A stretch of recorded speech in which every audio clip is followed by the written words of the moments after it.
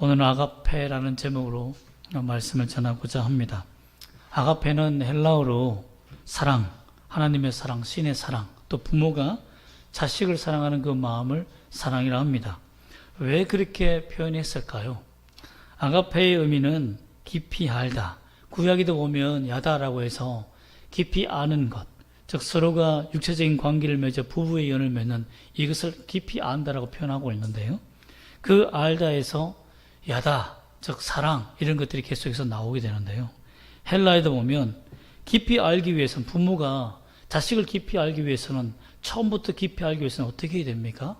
태중에 아이를 품어야 되겠죠. 그래서 그 아이가 뱃속에 있는 것부터 이 아이의 성격과 이 아이의 모양과 모습과 씩씩함과 또 이렇게 너무 다소곳한 거 아니냐 이런 것도 다 살펴본다 하지 않습니까? 어떤 사람은 뭐 뒷태만 보면 얘가 딸이다 아들이다 하는 사람도 있다고 하는데 그만큼 뱃속에서부터 어머니는 또 부모는 이 아이를 알아갑니다. 그리고 태어나서 그에게 생명과 같은 사랑을 주죠. 그것이 바로 아가페 사랑이라는 겁니다. 그렇기 때문에 아가페는 하나님의 사랑, 신의 사랑이라고 되어 있는 거죠. 하나님께서는 성경을 통해서 부모를 보여주시면서 부모의 사건들이 굉장히 많습니다. 그 부모를 통해서 성경에서 어떤 사랑을 가지고 있는지 또 하나님의 말씀 안에서 살아가는 가족들이 어떤 사랑으로 자녀를 키우는지에 대해서 우리가 보여주고 있습니다. 한번 오늘은 아므람과 요굼벳이라는 모세의 부모를 통해서 하나님의 사랑을 경험하시기를 주 예수 이름으로 축복합니다. 아멘. 모세의 부모는 아므람과 요굼벳입니다. 모세가 사실상 그 이름은 부모에게서 받은 것이 아니지요. 이때는 출애굽기 6장 20절에 보면 족보가 나오는데요. 모세의 아버지를 아므람, 어머니를 요굼벳이라고 되어 있는데 사실 요굼벳은 아버지의 누나, 즉 아므람의 아버지 누나 고모와 결혼하게 됩니다. 그래서 모세를 낳게 되었습니다. 근데 이때는 사실 모세를 낳을 생각조차 할 수 없었던 것이 뭐냐면 이집트 왕이 바뀌죠. 이집트 왕이 바뀌어서 정책도 바뀝니다. 그래서 피라미드를 짓고 정말 이스라엘 민족들이 피라미드를 짓는데 얼마나 애쓰고 수고했겠습니까? 근데 왕이 이스라엘이 점점 부강하면서 사람들이 많아지니까 혹시나 이들이 배반하거나 반역을 일으키면 이집트에 큰 국가의 위기가 찾아올 수 있으니까 이 사람들을 노예로 삼으면서 이들로 하여금 산하 정책을 시작합니다. 그러므로 아이를 낳지 못하게 하죠. 그런데 하나님께서 산파를 통해서 즉 아이를 받는 사람들을 통해서 그 아이들을 살려주게 됩니다. 이러니 왕이 화가 나서 이제는 아들을 낳으면 군대를 동원하여서 다 나일강에 던져버려라. 딸은 살려두고 아들만 죽여라 라고 1장 22절에 말씀하고 있습니다. 그래서 이 명령을 받았기 때문에 어떤 사람도 어떤 부모도 결혼해서 자식을 낳는다는 것은 굉장히 어려운 순간이었습니다. 만약에 우리나라가 뭐 그렇지 않겠지만 혹 만약에 자식을 놓으면 안 된다. 이젠 더 이상 남자애를 놓을 수 없다. 라고 명령한다면 국가가 명령한다면 그걸 어기고 자식을 낳을 사람이 있겠습니까?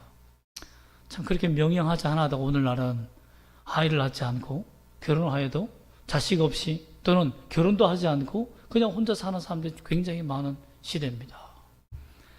그런데 왜 이스라엘 백성들은 죽으나 사나 자식을 놓으려고 했을까요? 이 창세기가 기록되어 있는 즉 창세기, 출애굽기, 레위기, 민수기, 신명기 누가 기록했죠? 모세가 기록할 당시는 하나님의 존재에 대한 하나님께서 우리를 만드시고 창조하신 이 가족에 대한 분명한 의식이 있었습니다. 그래서 창세기에서 주께서 우리 가족을 만들 때 아담과 하와를 만들 때 뭐라고 명령했습니까? 생육하고 번성하라. 하나님께서 생육하고 번성 좀 하면 안 되겠니? 라고 이렇게 권유하신 것이 아니라 생육하고 번성하라. 하나님의 자녀들이여 너희는 생육하고 번성하라 하며 모든 만물과 인간들에게 주신 명령입니다. 이 명령에 이스라엘 백성들은 순종했다는 겁니다. 그렇기 때문에 죽음을 무릅쓰고 그렇게 한 거예요. 그러나 막상 이집트 왕이 강제적으로 아들들을 끌어다가 나일강에 던진다고 하니까 어떤 부모가 자식을 낳고 아들을 낳은 이후에 자식을 빼앗겨서 나일강에 던져지는 그 모습을 보고 어찌 기뻐할 수 있겠습니까? 그러니 주춤주춤한 시대가 된 거죠. 어떻게 이들은 아브라함과 요셉은 모세를 버리지 않게 되었을까요? 자식을 낳았을 때에 참 딸이 태어나기를 얼마나 기도했겠습니까? 여러분, 오늘날 어떤 사람들은 아기가 생기면 제발 아들 하나만 달라고, 제발 아들을 주세요 하며 아들을 위해서 기도하는 정말 아들 파가 엄청 많은데, 딸을 달라고 기도하는 사람 뭐 요즘 들어서 많았지만 옛날에는 얼마나 그랬습니까? 산이고 돌이고 나무고 다 빌면서 제발 아들 하나만 점주해 달라고. 근데 이 시대는 뭡니까? 하나님, 제발 아들은 안 됩니다. 제발 딸을 주세요. 임신했다는 소식을 들으면 딸을 달라고 금식하고 철회하고, 뭐 남편이 그랬을 거 아닙니까? 온 가족이 신경 썼는데 10개월 뒤에 응답이 되었습니까? 아브라함과 요셉의 가정에는 정말 하나님 앞에 기도했음에도 불구하고 응답되지 않습니다. 응답이 노된 거예요. 참 너무나 절망스럽겠죠. 아들이 태어났는데 이제 어떻게 해야 돼? 여보, 어떻게 하면 좋아? 군대의 발자국 소리만 들려도 얼마나 떨리겠습니까? 이 아이의 울음소리를 막을 수 있겠습니까? 여러분, 절대 막을 수가 없죠. 아이는 점점 커가고 점점 자라남에 따라 부모가 자식을 돌볼 수 없는 여건까지 가는 거죠. 만약에 이 아이를 계속해서 키운다고 한다면 그 나라의 법에 따라 자식뿐만 아니라 아버지까지 노예에게 붙들려가서 다시는 만날 수 없는 그런 이별을 경험했다고 합니다. 이집트가 피라미드를 지을 때에 정말 사람들, 말 듣지 않는 사람들은 강제적으로 먼 곳에 이주시켜서 이주민이 되게 만들어서 피라미드만 만들게 한 거예요. 왜? 더 이상은 이들에게 경구로서는 되지 않으니까.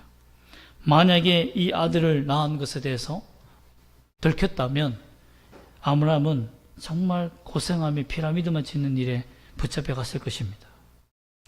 밤이 되었을 때 어떻겠습니까, 여러분? 엄마는 아이를 키우기 위해서, 몰래 키우기 위해서 매일 젖을 먹겠죠. 쉬지도 않고. 왜? 조금만 하면 앵앵 우니까. 여러분, 아이 소리가 얼마나 큰지 모릅니다. 밤에요, 아이의 울음소리는 정말 저 멀리서도 애 울음소리는 정말 들려요. 꼭 고양이 울음소리처럼 앵앵 우는데 그 소리가 다 들립니다. 그렇기 때문에 엄마가 그 가슴에 아이를 안고 얼마 젖을 먹이면서 얼마나 조용시키기 위해서 애를 썼겠습니까? 참, 이게 부모의 사랑인 것 같아요. 자신이 죽을 수 있는 위협을 무릅쓰고 자식을 살리기 위해서 그걸 하는 거죠. 아버지는 어떻습니까? 하루 종일 피라미드 만들기 위해서 돌로 옮기고 볕짐 구하고 녹초가 돼서 왔는데 그 밤에 서로 돌아가면서 얘기를 보는 거죠. 쪽잠을 자고. 여기 아들을 셋 낳은 분도 계신데 정말 이루 말할 수 없는 고통과 아픔을 느꼈죠. 그리고 제가 보니까 아브라함도 또 특히 요셉은 특히 산후우울증이 심했을 것 같아요. 그렇지 않겠습니까? 정말 이 피라미드를 몰래 짓고 오는 남편의 피곤함, 육아해야 되는, 그래서 아이를 울음소리를 멈추기 위해서, 숨기기 위해서 3개월 동안 노력합니다. 2장 2절 말씀 한번 살펴볼까요? 시작. 그 여자가 임신하여 아들을 낳으니 그가 잘생긴 것을 보고 3달 동안 그를 숨겼어라. 자식은 다 낳으면 다 잘생겼죠. 근데 처음에 저는 우리 현민이를 딱 받았을 때 뭐 물속에서 쭈글쭈글하고 막 이러니까요, 잘생겼다라고 이게 제가 얘기한 그런데 간호사가 어머 너무 잘생겼어요 라고 하는 거예요. 그럼 왜 잘생겼어 하니까 애기가 눈을 뜨고 있어요. 그래서 애기가 눈을 떴다고 당연히 눈을 떠야 되지 않습니까? 그러니까 애기는 처음에 태어나면 눈을 뜨지 않습니다 라고 하는 거예요. 그 눈을 뜨면서 이렇게 뭐하게 나오니까 간호사 깜짝 놀라서 이렇게 한 적이 있는데, 눈을 뜨고 눈을 안아서 보니까 너무 사랑스러운 거죠. 여러분, 부모가 자식을 볼 때 다 잘생겼다고 보겠죠. 그런데 그렇죠. 부모는 다 그렇게 봅니다. 다 그렇게 보겠죠. 그러니까 이 아들을 낳고 난 다음에 실제적인 어려움이 찾아오게 된 거죠. 아들을 입양 보내야 되는가? 아니면 다른 타국으로 보내야 되는가? 정말 이 아이의 울음소리를 어떻게 막을까? 근데 3개월이 지났을 때 이제는 지쳤어요. 엄마도 산후우울증에 아빠도 일에 자식을 더 이상 키울 수 없는 그런 고통 속에 있었던 거죠. 오늘날 육아 전쟁 때문에 산후우울증 때문에 아이를 낳고 싶지 않다는 사람도 많습니다. 몸매가 망가지는 것뿐만 아니라 정말 정신까지 망가지는 일이 자식을 키우는 일 아닙니까? 그래서 자식을 키워도 화가 나고 분노가 멈추지 않는 것이 부모 아닙니까? 그래서 나중에 그렇게 말하잖아요. 부모가 말하잖아. 너도 나가 똑같은 한번 자식을 낳아서 한번 멍멍 고생해봐라 라고 하지 않습니까? 그만큼 자식을 키우는 것이 힘든데 자식을 낳으면 죽인다라는 그 시대에 낳는다는 것이 얼마나 힘들겠습니까? 도저히 키울 수 없어서 어디로 보냅니까? 나일강에 그를 보냅니다. 3절 말씀 한번 읽어볼까요? 시작. 더 숨길 수 없기 때문에 그를 위하여 갈대 상자를 가져다가 역청과 나무지를 친하고 아기를 거기 담아 나일강과 갈대 사이에 두고. 참 이 장면을 생각하니까요 참 눈물이 나더라고요. 아이를 이제 더 숨길 수 없게 되어서 3개월 동안 엄마 젖을 계속 먹었으니 얼마나 통통하게 살찌겠습니까? 포동포동졌겠죠. 참 거의 제 생각에는 9kg까지 쪘을 것 같아요. 그 정도 통통 먹어서 살찐 아이를 갈대 상자에 참 넣었을 때 그 생글생글하며 웃는 그 아이의 모습을 보면 얼마나 가슴이 아팠겠습니까? 그 주위 역청과 나무진을 칠하는 것이 꼭 어떻게 보면 아이의 부모는 아이를 피난처를 만들지만 때로는 이곳이 그의 죽음의 관이 될 수 있다는 겁니다. 그러니 부모의 마음은 가슴이 터지는 거죠. 나일 강가의 갈대 사이에 둔다. 여러분, 이게 얼마나 어려운지 모릅니다. 왜냐하면 갈대 상자에 두어도 항상 그 주위에, 그 나일강 주위에는 시체들이나 또 그동안 아이들을 잡아서 죽여서 나일강가에 버린 아들들이 얼마나 많겠습니까? 그래서 나일강가를 청소하기 위해서 이집트 파라오 왕이 뭐를 명령했냐면 그 나일강가에 악을 풀어요. 악을 풀어서 청소합니다. 그래서 나일강은 악을 통해서 청소가 되는 거죠. 그런 곳에 갈대사 숨겨놓는다? 그러면 이 아이가 나중에 시간이 지나면 울지 않겠습니까? 그 울음소리를 듣고 손살같이 달려와서 그 갈대 상자를 부수고 아이를 집어삼키지 않겠어요? 여러분, 이런 위협함이 있는데 어떻게 그 부모가 역청을 칠하고 진을 발라서 갈대 사이에 몰래 둡니까?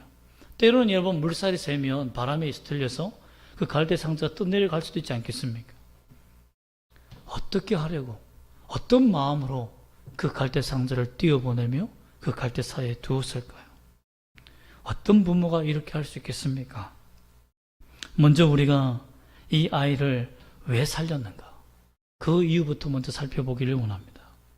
우리가 2절 말씀에도 읽어보았지만 히브리서 11장 23절에서는 그가 아름다운 아들임을 보고라고 되어 있습니다. 여기는 잘생겼다고 표현됐지만 히브리어에서는 아름다운 아들임을 보고, 즉 뭐냐면 그 출애굽기는 내가 보니까 잘생긴 것 같아 이런 관점인데 히브리서 관점은 뭐냐면 이 아이가 인간의 아름다움을 가진 것이 아니다라는 거예요.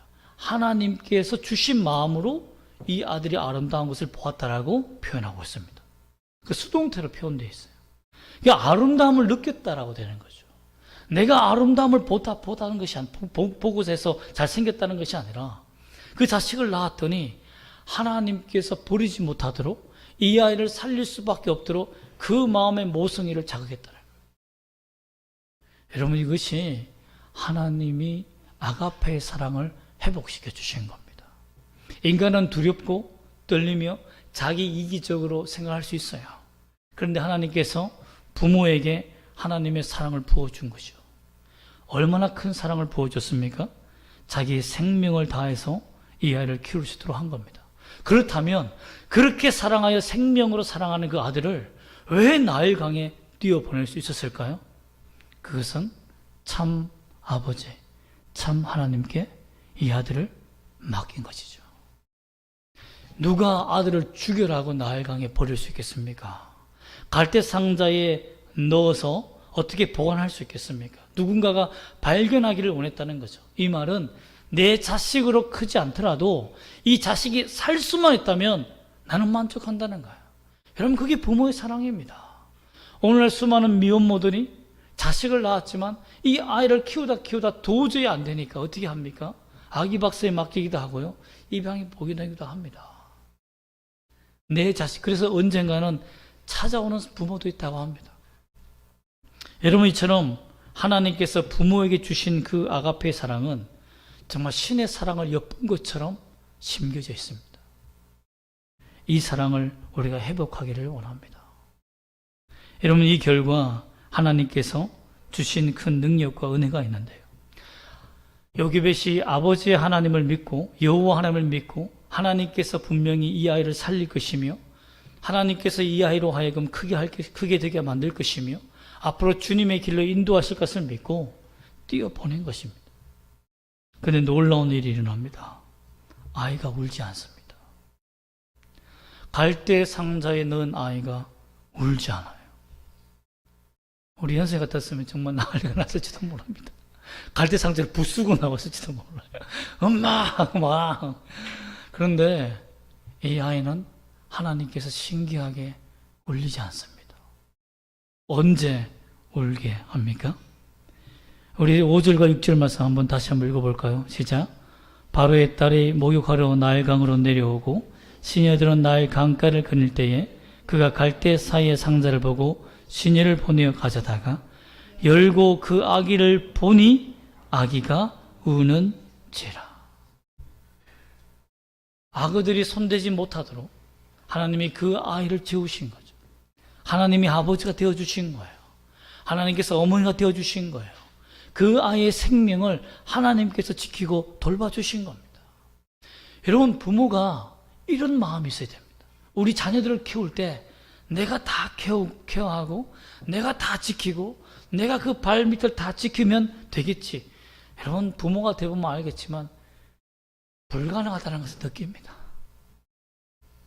자녀를 내 방식대로 키우는 것이 아니라 하나님의 방식대로 키울 수 있도록 하나님이 그 아이를 덮어주고 그 사랑으로 인도할 수 있도록 맡기는 것이 믿음이다라는 것입니다. 그게 진짜 사랑이라는 거예요. 여러분, 하나님께서 그 아이로 하여금 울게 했을 때에는 누구 손에 발견됩니까? 바로 그 아들을 이스라엘 백성들을 죽이라고 했던 그 아들 죽이라고 했던 그 아버지의 딸, 원수의 딸이 그 아들을 보고 어떻게 됩니까? 불쌍히 여겨 이르되 이는 히브리 사람의 아기로다. 그럼 어떻게 됩니까? 낼름 바다에 나일강에 던져야 되겠죠. 아버지의 명령이니까. 그런데 하나님이 파라오의 공주의 마음속에도 모성애를 주십니다. 아이의 울음소리를 듣자마자 불쌍히 여기는 뿐만 아니라 그 아이를 거둬들이겠다는, 내가 이 아이를 키우겠다는 하나님 아버지의 신의 마음을 부어줬다는 겁니다. 여러분, 이게 기적이에요. 이게 기적입니다. 그러니 버릴 수가 없었어요. 정말 표독한 바라 공주였다면 몸매만 늘 관리하고 자기 몸매만 신경 쓰고 막 손톱 내일만 생각하는 그런 사람이었다면 아이 못 키우죠. 어떻게 이스라엘의 아이를 키웁니까? 히브리인의 아이를. 이 아이를 보자마자 불쌍히 여겼다. 두 가지 감정이 나타나죠. 2장 2절에서는 그가 잘생긴 것을 보고 아름다움을 보고 부모에게는 그의 아름다움을 보게 하셨고 또한 파라오 공주에게는 긍휼히 이길 수 있는 모성애를 주었다는 거죠. 이 두 가지의 마음이 다 아가페의 사랑이다라는 것입니다. 이로 말미암아 그 아이가 살아날 수 있도록 하나님이 도와주셨다는 겁니다. 그리고 이 장면을 누가 보게 됩니까? 4절 말씀 볼까요? 4절 말씀 시작. 그의 누이가 어떻게 되는지를 알려고 멀리 섰더니 엄마는 차마 갈대 상자에 아이를 넣고 갈대 사이에 두고는 차마 지켜보지를 못했어요. 어떤 부모가 악어에게 삼킴을 당하는 그 아이를 볼 수 있겠습니까? 또는 그 아이의 울음소리를 듣고 과연 그 발걸음이 돌아서겠습니까? 집으로 가는 발걸음을 돌리지 않겠습니까? 차라리. 여러분, 그러니까 듣지 못하고 그냥 간 거예요. 가버린 거죠. 얼마나 엄마가 눈물을 흘리며 그 자식을 향하여 미안하고 죄책감으로 돌아갔겠습니까? 그런데 하나님이 이 누나에게는 호기심이 많은 누나였던가 봐요. 어떻게 되나 하며 지켜보도록 한 거죠. 어떻게 보면 진짜 굉장히 강해요. 마음이 굉장히 강한 사람이에요. 자기 동생이 죽을 판인데. 그런데 어떻게 됩니까? 다행히도 바로의 딸이 오는 것을 보고 그 바로의 딸이 내가 어떻게 하면 이 아이를 키울까라고 고민하는 그 모습을 보고 그 찰나, 그 타이밍을 잘 맞춰서 그에게 갑니다. 7절 말씀 읽어보겠습니다. 시작. 그의 누이가 바로의 딸에게 이르되 내가 가서 당신을 위하여 히브리 여인 중에서 유모를 불러다가 이 아기에게 젖을 먹이게 하리이까. 여러분, 하나님의 역사가 여기 있는 것입니다.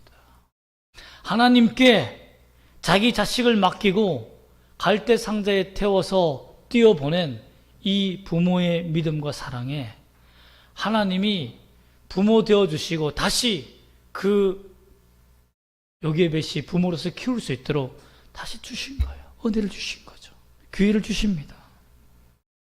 하나님은 요게벳의 사랑과 그 믿음에 참 감동하여 자신이 키울 수 있도록, 요게벳이 키울 수 있도록 유모로서 젖을 먹일 수 있도록 인도합니다. 왜?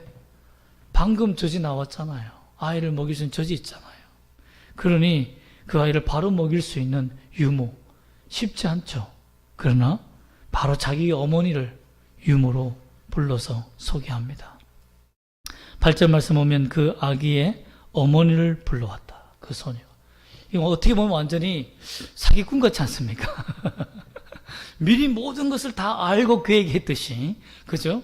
막 치고 빠지는 듯한, 그래 내가 이렇게 할 테니까 네가 이렇게 해라 라고 하듯이 꼭 전략을 어떻게 세웠으면 이렇게 세울 수 있을까 할 만큼 하나님의 놀라운 계획 속에 이루어졌다라는 것입니다. 여러분, 우리가 자식을 주님께 맡기고 나가면 하나님께서 정말 기가 막힌 계획 속에서 그 아이를 인도할 줄 믿습니다. 여러분, 그로 말미암아 이 아이를 오히려 어떻게 키우게 됩니까? 그전에는 불안하고 자기가 밤늦게 쪽잠 자가면서 애를 키웠는데 9절 말씀 읽어볼까요? 시작. 바로의 딸이 그에게 이르되 이 아기를 데려다가 나를 위하여 젖을 먹이라. 내가 그 삭슬 주리라. 여인이 아기를 데려다가 젖을 먹이더니. 이거는 뭐예요? 내 아기를 내가 보고 있는데 국가에서 돈을 주는 거예요. 국가에서 아기를 잘 먹여라고 막 돈을 주는 거죠.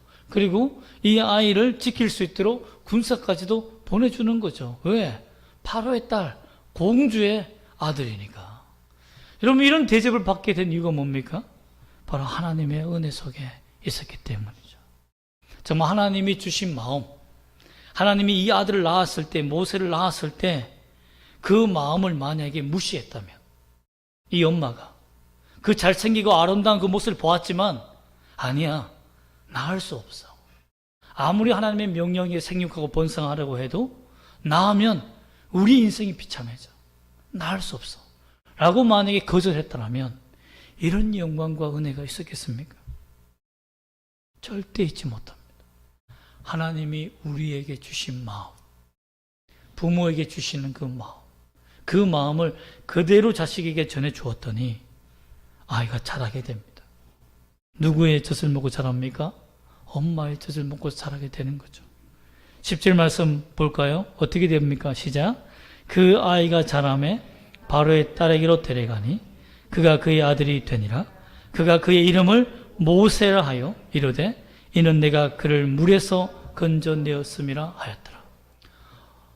아므람과 요게벳 부모가 이 아기에게서부터 포기한 것이 있습니다. 그게 뭡니까? 내 자식이 되지 않아도 좋아. 살아있기만 하면 돼. 두 번째는 뭡니까? 내가 이 아이의 이름을 짓지 않아도 좋아. 다른 사람이 그 아이의 이름을 짓고 부르면서 살아도 좋아. 어떻게 하면 된다? 살아만 있으면 된다. 여러분, 이것이 부모의 마음입니다. 만약에 이런 부모의 마음이 없다면 고장난 부모의 마음이겠죠. 참된 어버이 주일에, 오늘 어버이 주일에서 정말 부모로서 어떻게 우리가 살아가야 될까? 어떤 마음을 가져야 될까? 정말 하나님의 사랑을 담아서 하나님의 사랑을 전해줄 수 있는 이런 마음을 갖기를 소망합니다. 여러분, 우리 하나님은 우리를 사랑하시기 때문에 어떻게 하셨습니까? 자기의 사랑하는 아들 예수 그리스도를 우리에게 가감없이 주셨지 않습니까? 여러분, 그 사랑을 보여주신 거죠. 그것이 아가페의 사랑입니다. 그 사랑을 우리가 닮아가라고 명령하시는 거예요. 우리가 그 사랑이 없다면 자녀를 키울 수 없습니다. 부모는 하나님의 사랑의 공장이라고 할 수 있습니다. 그래서 우리가 이 땅에 살면서 부모가 되었다면 하나님의 사랑을 내가 내 자녀들에게 어떻게 보여줄까를 고민해야 됩니다. 내 이기적인 생각과 내 이기적인 몸만 챙기는 부모가 아니라, 내 삶만 챙기는 부모가 아니라, 내 삶의 노후만 챙기는 부모가 아니라 정말 내 자녀를 위해서 희생할 줄 알아야 된다는 것입니다. 어떤 고등학생이 있었습니다. 정말 가난한 어머니 밑에서 자라는 이 고등학생이 엄마에게 철없이 말합니다. 책 좀 사주세요. 공부하려고 하는데 책이 없어요. 그래 어머니가 조금만 뭐 다른 게 책 빌리면 안 되니 뭐 여러 가지 했는데, 책 좀 나도 책 좀 샀어 봅시다 엄마 하고 빚을 꽂은 거죠. 너무 가난하니까 근데 책을 구해왔어요. 근데 밤에 보니 어머니가 누우셨는데 머리에 수건을 이렇게 두르시고 누우신 거예요. 엄마 하고 이렇게 딱 보니까 엄마를 고개를 이렇게 돌리시는데 이 수건이 두 군이 딱 벗겨지면서 머리가 다 잘려있는, 머리를 팔아서 책을 산 겁니다. 그때 엄청 울며 내가 열심히 공부해요. 내가 목사가 되면 내가 하나님을 위해서, 어머니를 위해서 평생 기도하며 올바른 목사가 되어 살겠다라고 하며 정말 열심히 공부하여 목사가 된 사람이 있습니다. 그 사람이 바로 할빈교회의 김진홍 목사입니다. 자신이 그러면서 그게 그의 설교에 이렇게 나와 있습니다. 내가 부모의 사랑이 뭔지 몰랐다. 나는 부모가 되었지만 이만한 자식에 대한 사랑이 없다. 책 사달라고 하면 야 돈이 없어. 그냥 공부하지 마. 이렇게 하면 되지. 머리까지 깎아가면서 옛날에는요, 옛날 부모님들은 이 머리가 영광이었어요. 여자가 머리를 빡빡 미는 것은 뭐 절간에 들어가는 문제지, 아니면 칠개를 범했든지 이렇게 해서 머리를 깎였지, 머리가 그렇게 쉽게 깎는 거 아닙니다. 그런데 온 창피를 무릅쓰고 자식의 책 한 권 사주기 위해서 머리를 깎았다. 여러분, 그것이 부모의 사랑인 거죠. 그러면서 아가페는 우리 어머니와 같은 사랑이다 라고 고백하고 있는 목사입니다. 여러분, 어떻습니까? 우리가 정말 부모로서의 온전한 사랑을 갖고 있습니까? 은혜를 누리고 있습니까? 자녀들에게 우리는 혼을 내고 야단만 치지 않습니까? 정말 부모의 사랑이, 하나님의 사랑이 무엇인지 나를 통해서 전해주지는 못할 망정 전해주고 혼을 내고 있는지 모르겠지만 정말 진실한 사랑을 우리 자녀들에게 물려줄 수 있는 부모가 되기를 원합니다. 또한 자녀 여러분, 부모의 마음을 오해하면 안 됩니다.